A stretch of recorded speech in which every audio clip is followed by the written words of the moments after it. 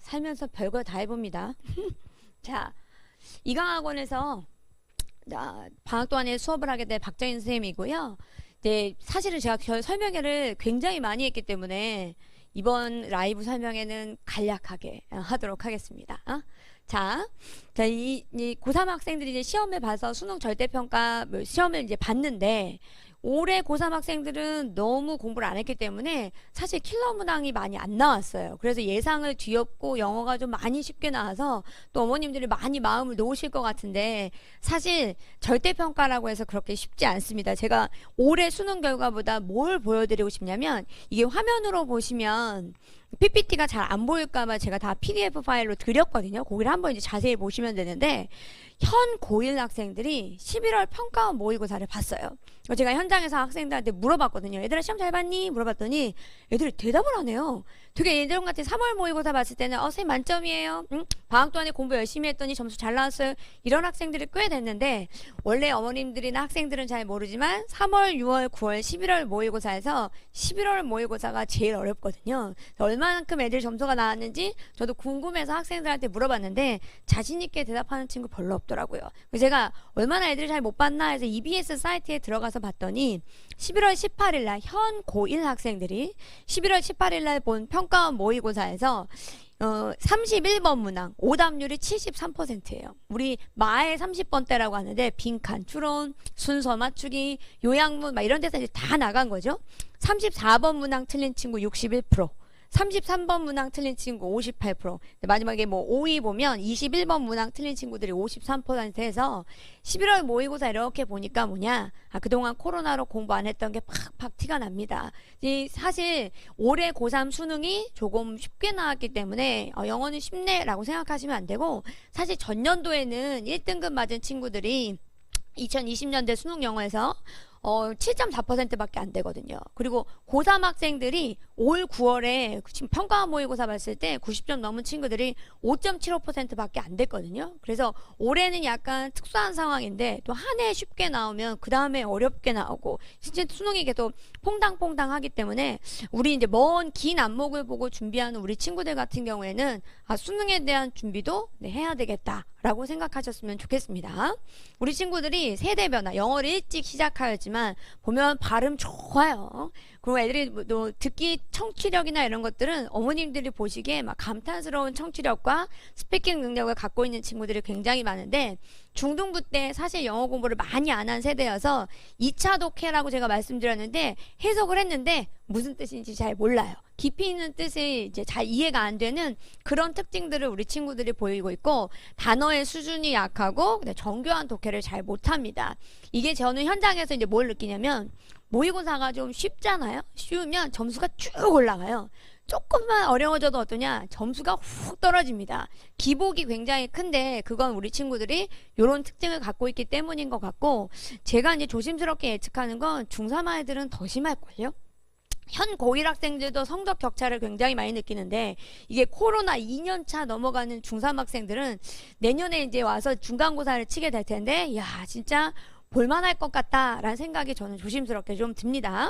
그래서 크게 수능 영어에 대해서 어머님들이 우리 친구들이 수능 영어에 대한 준비가 아직 부족한 점이 있을 것이다, 이번 방학 때 그것도 좀 대비를 시키자 마음 먹으셨으면 좋겠고요. 그 다음에 이제 내신 얘기로 넘어가면, 우리 아이의 첫 고1 중간고사 석차는 제가 현장 학생들한테 설문조사지를 받아봤어요. 현재 중학교 때 자기는 몇 등이고 몇 점을 맞았고, 중간고사 기말고사에서 중등부에서 몇 점을 맞았고, 고등학교 올라가서 몇 등급을 받고 싶으냐 또는 몇 등급이 목표냐 받았는데, 그걸 보고 제가 이제 좀 결심은 좋아요. 전교 1등 하겠습니다, 1등급 받겠습니다, 그건 좋지만 그 길이 과연 험난할 거를 얘는 알고 썼을까?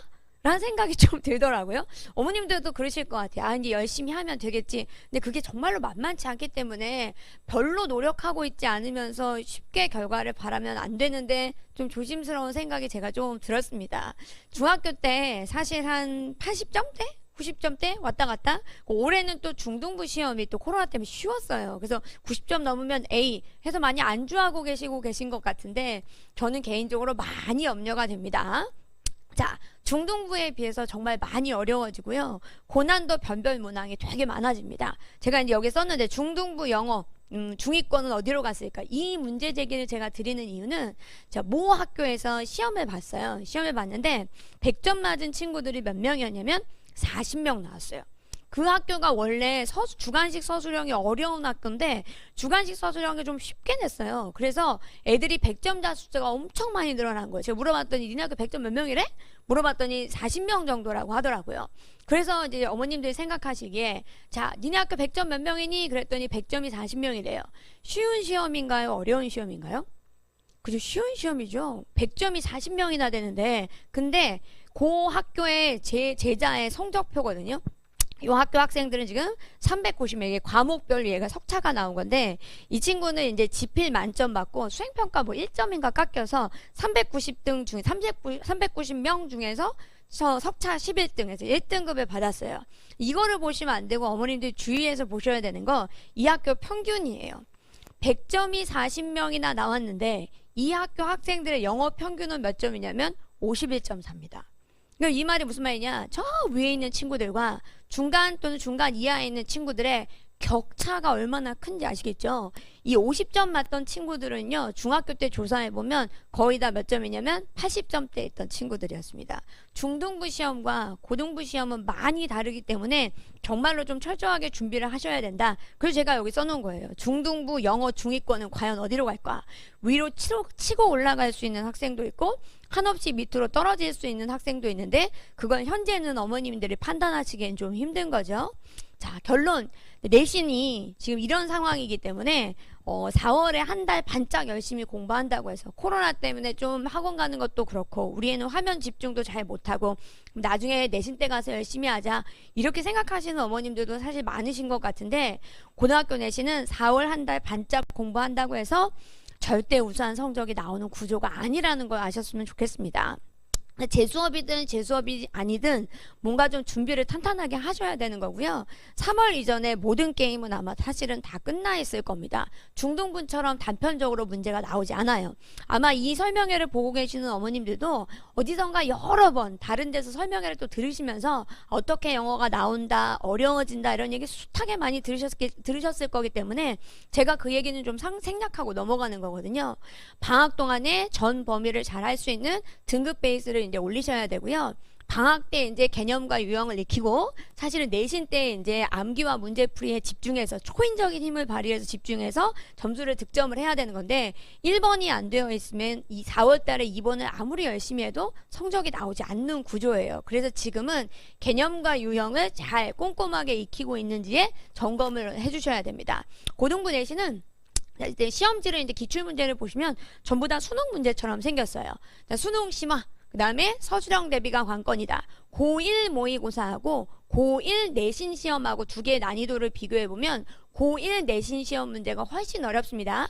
고1 3월 모의고사에서 나왔던 주제, 제목, 요지, 주장을 고르시오와 그 다음에 우리 학교 내신 시험에서 주제, 제목, 요지, 주장을 고르시오 이렇게 비교를 해보면 우리 학교 내신 시험의 빈칸 문제, 우리 학교 내신 시험의 주제, 제목, 요지, 주장이 훨씬 더 어렵습니다. 유형은 비슷한데 자 고등부 내신에서 이제 수능 심화형으로 문제가 나오고 서술형 대비가 관건이다. 서술형이 적게는 한 30점, 많은 학교는 한 50점까지도 나오기 때문에 서술형에 대한 대비가 잘 되어야 되고 그 다음에 변별력은 문법에서 많이 주시니까 문법을 차근차근 잘 정리를 하셔야 됩니다. 지문 변형 문제라고 했는데 똑같은 지문이 나오지 않아요. 지문에서 단어 바꾸고 표현 바꾸고 있는 문장 없애버리고 없는 문장 추가하고 해서 선생님들이 변형 문제를 많이 내시는데 그때는 이제 달달달 암기보다는 수능적 사고력이 많이 필요합니다. 그리고 영어라는 과목에서 어휘력은 사실은 기본이고요. 제가 이제 현재 반을 진행해서 끌고 가고 있는데 어머님들이 학생들이 제일 어려워하는 게 뭐냐? 제가 정말 설명을 잘해요. 그래서 어제도 제가 학생들한테 카톡을 받았는데 제가 태어나서 본 선생님들 중에서 선생님이 설명을 제일 잘하세요. 제가 매주마다 칭찬을 받고 있거든요. 어제 어떤 친구가 한밤중에 보내준 카톡에는 선생님 제가 드디어 중학교 때 내내 그렇게 헷갈렸던 자동사와 타동사에 대해서 드디어 제가 개념을 잡았습니다. 이렇게 쉬운 걸 그동안 왜 몰랐을까요? 어렵게 배웠으니까 잘 몰랐겠죠? 어제 그래서 동사의 종류 제가 수업 설명을 하면서 그런 얘기를 학생들이 정말 명쾌하게 정리가 됩니다. 선생님은 정말 강의를 잘 하시는 것 같아요. 이런 얘기는 제가 잘 듣는데 마지막에 제가 뭐라고 문제 제기했냐면, 야 그래, 내가 이제 내 할 일은 다 했다. 널 이해시켰어. 그다음 뭐 해야 되냐? 너가 이제 열심히 외워야지. 외우는 것까지 선생님이 해줄 수는 없으니까 이해했으면 그 다음에 외우는 과정은 너가 해야 되는 거니까 앞으로 수업 끝났으니까 한 1시간, 1시간 반은 복습해줘야 되지 않을까? 했더니 네, 선생님 열심히 복습할게요. 저랑 이제 카톡 주고받은 친구가 있거든요.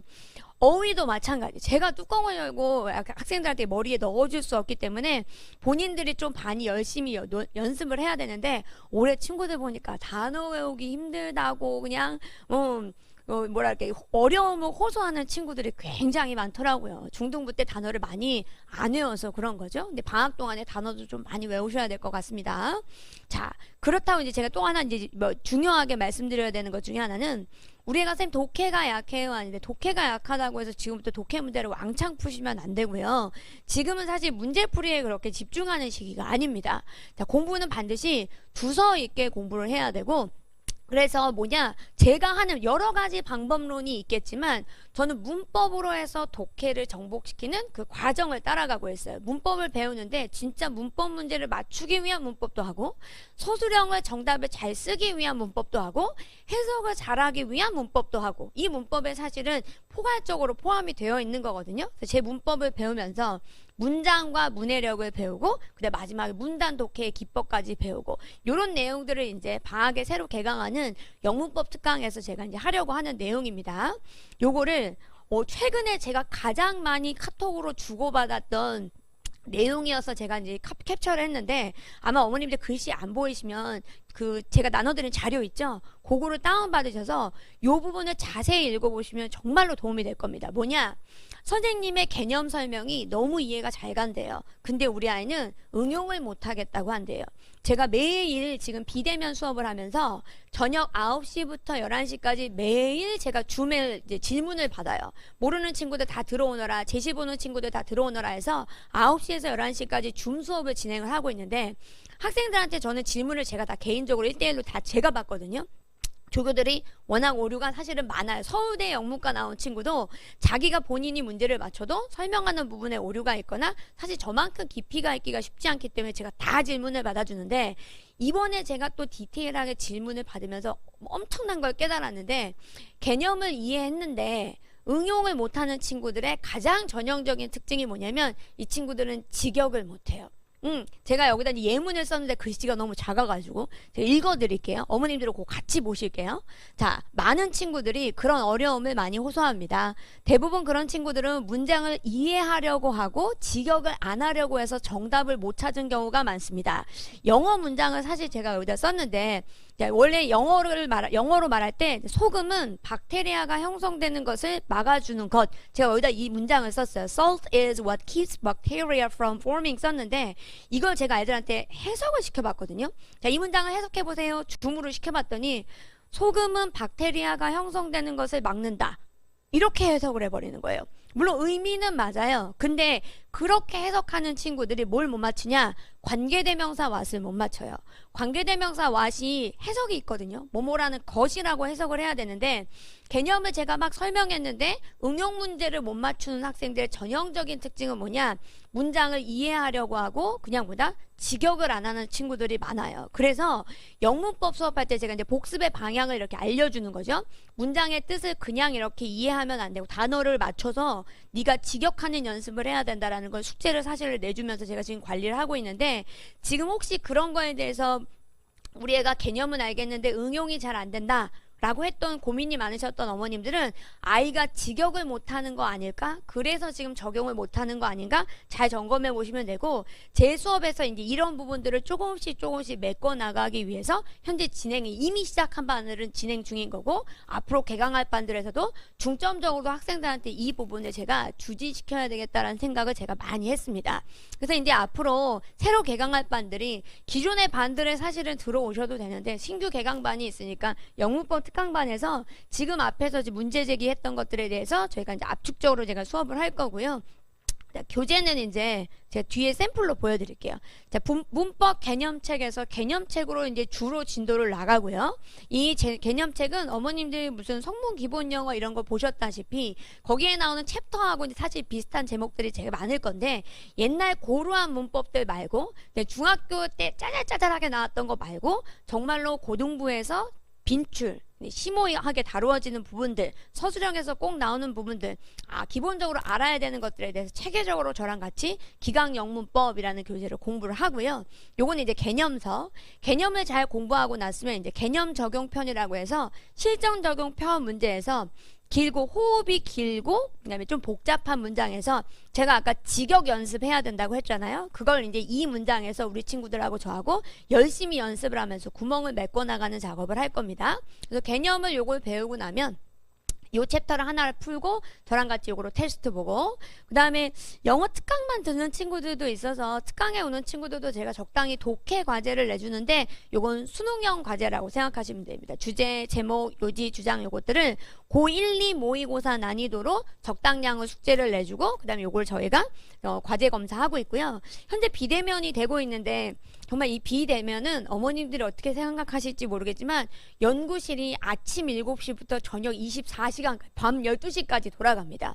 숙제 안 하면 숙제 안 올리면 전화하고 테스트 안 보면 전화하고 테스트 통과 못하면 전화하고 제가 지금 질문 다 받고 있고 해서 정말 할 일이 되게 많은데 어머님들도 같이 이제 뒤에서 같이 백업해 주시느라고 같이 정말 너무 애쓰고 계신 것 같아요. 저희 현재 이제 반이 진행이 되면 대면으로 개강하기 좀 힘들지 않을까라고 제가 생각이 드는데 비대면으로 개강을 해도 단어 시험 다 보고 구글로 저희 다 봅니다.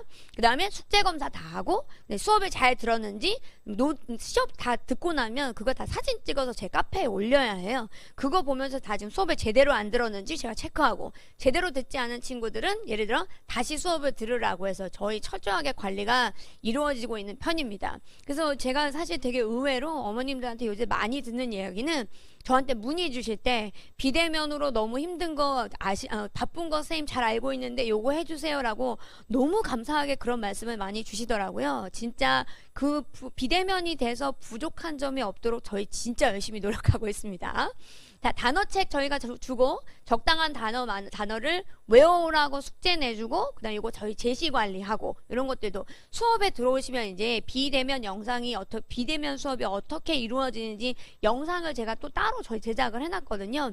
아마 그리고 이강학원의 밴드에 들어가셔도 그거 보실 수 있게끔 제가 조치해 놓도록 할게요. 그리고 서술형 과제까지 그래서 문법 독해, 서술형, 단어에 대해서 영문법 특강에서 후발주자로 들어온 친구들도 열심히 공부할 수 있도록 제가 잘 많이 애쓰도록 하겠습니다. 궁금하시면 제 카페에 들어오시면 요새 접속자 수가 수강생이 좀 많다 보니까 1000을 막 넘어가요. 학생들 숙제 올리고 교재 다운받고 답안지 다운받고 하느라고. 그래서 모든 것들이 이제 제 카페에서 이루어지니까 그거는 이제 수업에 들어오시면 카페 진행 방식은 제가 상세히 이제 알려드리도록 하고 저희 1대1로 조교가 다 어머니 이해 가시죠? 어디 진행 방식 이해 가시나요? 교재 받아가셨나요? 그래서 저희 조교하고 많이 소통을 하시게 될 겁니다. 그리고 이제 컨셉은 선생님 우리 애가 이거 잘 따라갈 수 있을까요? 라고 하는데 정말로 상위권 학생들 좀 많고요. 많은 편이고요. 그 친구들 내년 당연히 점수 잘 나올 거예요. 근데 이제 컨셉은 사실 제가 이제 이 특강반은 시험 보고 들어오는 반이 아니기 때문에 근데 그럴까요? 정말 좀 부족한 친구도 열심히 하면 제가 설명을 잘하기 때문에 부족한 영어를 많이 안 한 친구도 와서 따라갈 수는 있어요. 대신 뭐가 있냐면 본인이 이제 그동안에 한 게 많지 않았기 때문에 공부 시간은 좀 많이 할애를 해줘야 됩니다. 그리고 공부를 좀 많이 해놓은 친구들 같은 경우에는 무난하게 편안하게 따라오면서도 내년에 좋은 점수를 받을 수 있을 거고요. 근데 제가 레벨 테스트를 보지 않지만 와서 다 수업을 진행함에 있어서 저의 컨셉은 만점 받기에 부족함이 없도록 가르치는 게 저의 이제 컨셉입니다. 그래서 잘하는 친구, 좀 부족한 친구 그대로 자기가 다 들어와서 이걸 다 마스터한다 그러면 좋은 점수. 이건 이제 제 컨셉이지 학생을 가려서 받지는 사실은 이제 않고 있는 실정입니다. 제가 이제 첫 수업을 제가 비대면으로 하고 궁금해서 학생들한테 좀 문자를 뿌려봤어요. 자, 비대면 소감을 말하시오. 요 친구 거 볼까요? 비대면 수업이어도 박정인 선생님의 어나더 레벨 수업 진행력과 누가 들어도 이해할 수 있을 정도의 선생님 좋은 수업과 좋은 성능의 카메라 화질 등의 조화로 대면 수업과도 같은 느낌을 받았습니다. 또한 중간중간 약간의 재미있는 얘기도 해주시면서 졸리거나 집중력이 흐트러지지 않아서 매우 만족스러웠습니다. 뭐 별의별 걸 다 합니다. 중간에 막 퀴즈도 보고요. 저희 막 눈치 게임에서 중간으로 제가 스타벅스 상품권도 쏘고요. 어떻게 하면 학생들을 집중해서 이 시간에 대면의 효과보다 더 큰 효과를 낼 수 있을까 머리 엄청 쓰면서 제가 수업을 진행하고 있는데 다행히 학생들의 반응은 매우 좋은 편이고 열심히 하겠습니다 해서 만족스럽게 끌고 가고 있는 상황인데, 망설이셨던 어머님들도 다른 수업을 선택하시든지 제 수업을 들어오시든지 간에 제가 그냥 개인적으로는 어떤 생각이냐면, 내년 5월에 성적표, 중간고사 성적표, 기말고사 성적표 받기 전에 한 번쯤 더 진지하게 공부 방법에 대해서 고민을 해주셨으면 하는 게 저의 이제 마지막 바람입니다. 제 설명회는 여기까지 마치고 다음에 이제 수학생님 보도록 할게요.